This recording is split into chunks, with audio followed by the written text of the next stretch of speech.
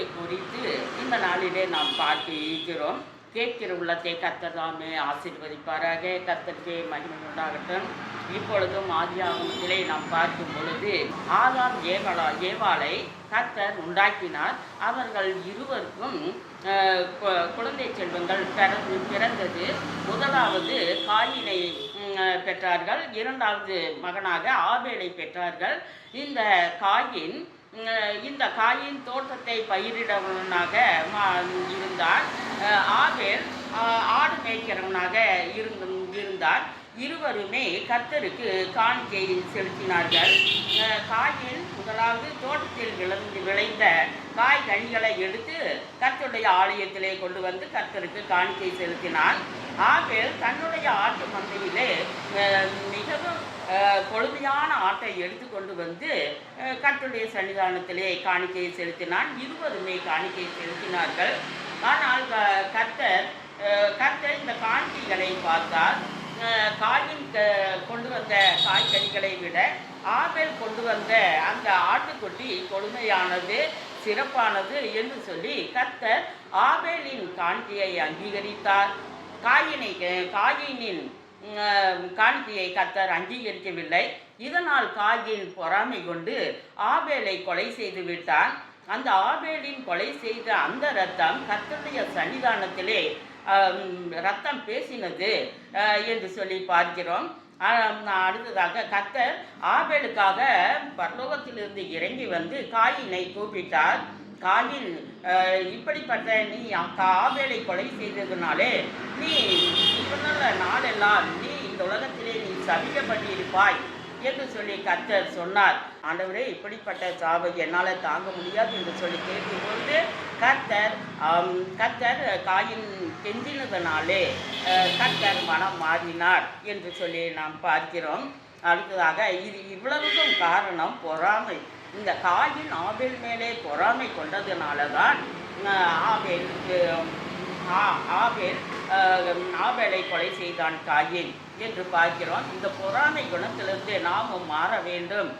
அடுத்ததாக யோசேப்பை குறித்து பார்க்கும் பொழுது யோசேப்பு 37ஆம் அதிகாரத்திலே அந்த அதிகாரம் முழுவதும் பார்க்கும் பொழுது யோசேப்பு தன்னுடைய சகோதரரை கூட்டி வந்து அவன் கண்ட சொப்பனத்தை யோசேப்பு சொன்ன பொழுது தன்னுடைய சகோதரர்கள் யோசேப்பை பகைத்தார்கள், பொறாமை கொண்டார்கள் என்று சொல்லி யோசேப்பை குறித்து பார்க்கிறோம்.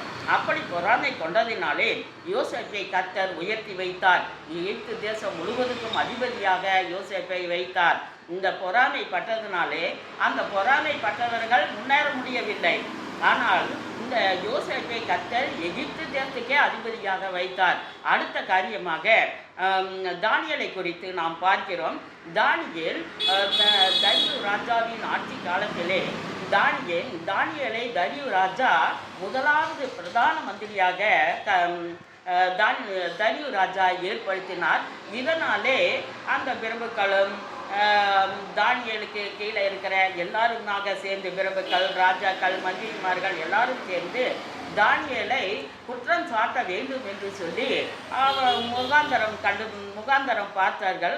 ஆனாலும் தானியேலை எந்த குற்றமும் தானியேலை கண்டுபிடிக்க முடியவில்லை.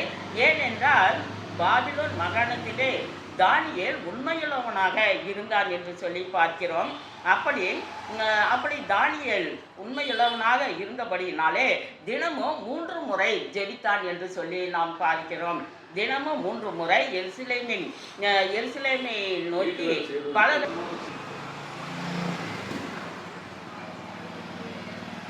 தினமும் 3 முறை தானியேல் தினமும் 3 முறை ஜெபித்தான். அப்படி ஜெபிக்கிற வேளையிலே தானியேலை குற்றம் சாட்டினார்கள். அந்த மந்திரிமார்களும் பிரபுக்களும் தரியு ராஜாவிடத்திலே போய், ராஜாவே, இந்த மாகாணத்தில் உம்மை தவிர வேறே தேவனை வணங்கினால் அவன் அப்பொழுதே சிங்கக்கேபியில் போட்டுவிட வேண்டும் என்று சொல்லி பத்திரத்திலே தாவீதிலே தரியு ராஜாவிடத்திலே கையெழுத்து வாங்கினான். இந்த தானியேலிடத்திலும் கையெழுத்து வாங்கினார்கள். இருந்த போதிலும் தானியேல் கையெழுத்து போட்ட போதிலும் தினமும் 3 முறை அவன் ஜெபித்து வந்தான் என்று சொல்லி பார்க்கிறோம். அப்படி ஜெபிக்கிற வேளையிலே இந்த மந்திரிமார்கள் எல்லாரும் தானியேலை குற்றம் சாட்டினார்கள். ராஜாவிடத்திலே போனார்கள். ராஜாவே, உம்மை தவிர வேறே தேவர்களை வணங்கினால் அப்பொழுதே சிங்கக்கேபியில் போட வேண்டும் என்று சொல்லி அந்த டாக்குமெண்ட்லே தானியேல் கையெழுத்து போட்ட வேளையிலும் தானியேல் தினமும் 3 முறை ஜெபிக்கிறான் என்று சொல்லி குற்றம் சாட்டின போது இந்த தரிய ராஜாவுக்கு என்ன செய்வது என்று தெரியவில்லை. எப்படியாவது தானியேலை பாதுகாக்க வேண்டும், காப்பாற்ற வேண்டும் என்று வகை தேடினான். ஆனாலும் டாக்குமெண்ட்லே கையெழுத்து போட்டதுனாலே தரிய ராஜா ஒன்றும் செய்ய முடியவில்லை. அந்த மந்திரிமார்களும் விரும்பக்களும் உடனே தானியேலை கொண்டு போய் சிங்கக்கேபியிலே போட்டார்கள். சிங்கக்கேபியிலே போட்ட பொழுது சிங்கங்கள் எல்லாம் தானியேலோடு சேர்ந்து வணங்கினார்கள். அந்த சிங்கக்கேபியிலும் கூட தானியேல் முழங்கால் படிக்கிட்டு ஜெபித்தார். அப்படி ஜெபிக்கிற வேளையிலே கர்த்தர் இறங்கி வந்து அந்த சிங்கங்களின் வாய்களை கட்டி போட்டார் என்று பார்க்கிறோம். தரியு ராஜாவுக்கு அந்த இரவு முழுவதும் தூக்கமே வரவில்லை. இங்கே தானியேலுக்கு என்ன நடந்ததோ, எப்படி நடந்ததோ என்று சொல்லி தரியு ராஜா மிகவும் கவலைப்பட்டான்.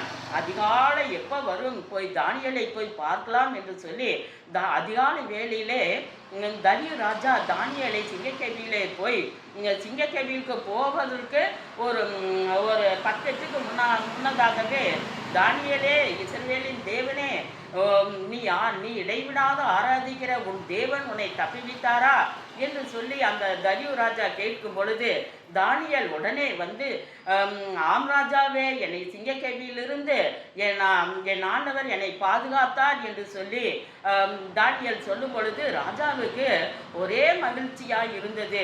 இந்த சிங்கக்கேபியிலே கொண்டு போய் போட அந்த மந்திரிமார்களும் அவர்கள் மனைவிகளும் அவருடைய பிள்ளைகளும் மறுபடியுமாக தரியு ராஜா அவர்களை கொண்டு போய் நீங்கள் சிங்கக்கேபியிலே போட்ட பொழுது இவர்கள் இந்த சிங்கக்கேபியின் நுழைவாயில் போகும் பொழுதே அவர்களை கடித்து தின்று விட்டது. ஒரு சின்ன எலும்பு கூட வைக்காமல்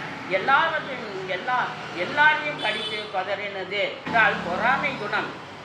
இந்த தானியேல் மேல் பொறாமை கொண்டதுனால தான் யார் பொறாமை கொண்டார்களோ அவர்களே அழிந்து போயிட்டார்கள். இனி கர்த்தருடைய பிள்ளைகளே, நீங்கள் வீட்டு பக்கத்திலும் உங்களுடைய சொந்த சகோதரரிடத்திலும் நீங்கள் பொறாமை கொள்ளாதீர்கள் என்று சொல்லிதான் ஆண்டவர் சொல்லுகிறார். இந்த பொறாமை குணம் என்பது எலும்புரிக்கை நோய்.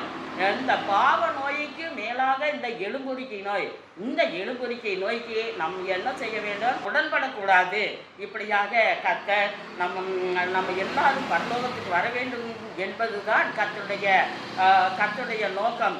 நாம் நரகத்துக்கு போகக்கூடாது. பொறாமை குணம் என்றால் அந்த எலும்புரிக்கை நோய் நரகத்தில் கொண்டு போய் தள்ளிவிடும். நாம் பரலோகம் செல்ல வேண்டுமானால் நாம் கர்த்தரிடத்திலே புறாவை போல கபடற்றவர்களாக நாம் இருக்க வேண்டும் என்பது ஆண்டவருடைய வாக்கு. பிரியமானவர்களே, நீங்கள் எல்லாரும் பரலோகத்துக்கு வர வேண்டும். ஒருவேளை இப்படிப்பட்ட சூழ்ச்சிகள் உங்களிடத்தில் இருந்தால், யாரையாவது பொறாமை கொண்டு இருந்தால் மாற்றிக்கொள்ளுங்கள். கர்த்தர் கொட்டி வைத்த குடும்பத்திலே தலையிடாதீர்கள். மனைவிக்கு தெரியாத புருஷனிடத்திலே பேசி அந்த குடும்பத்தை கெடுக்க பார்க்காதீர்கள். அது கர்த்தருக்கு பிரியமில்லாத காரியம். நீ எவ்வளவு ஜெபம் பண்ணலாம், அந்நிய பாஷை பேசலாம், ஆனாலும் இந்த மாதிரி காரியத்திலே ஒரு குடும்பத்திலே நீ தலையிட்டால் கர்த்தர் உன்னை மன்னிக்க மாட்டார். ஏனென்றால் கர்த்தரை அறியாதவர்கள் செய்த தவறுகளை மன்னிப்பார். ஆனால் கர்த்தரை அறிந்தவர்கள் செய்த தவறை மன்னிக்கவே மாட்டார். பிரியமான சகோதரியே, இன்றே உன்னை மாற்றிக்கொள். ஆமென்.